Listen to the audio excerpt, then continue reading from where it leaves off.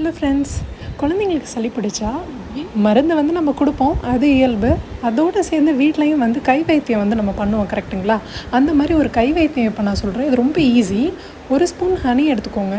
அதில் pinch of turmeric மஞ்சத்தூள், pinch of pepper மிளகுத்தூள் போட்டுட்டு நல்லா மிக்ஸ் பண்ணிக்கோங்க. நல்லா குழச்சிக்கோங்க. கையில் குழச்சிட்டு அதை என்ன பண்ணுங்கள், எடுத்து குழந்தையோட நாக்கில் வந்து தடவி விட்டுருங்க. இது ஒரு நாளைக்கு 2 டைம் பண்ணுங்கள். காலையில் ஒரு தடவை, நைட்டு ஒரு தடவை. ஓகேங்களா?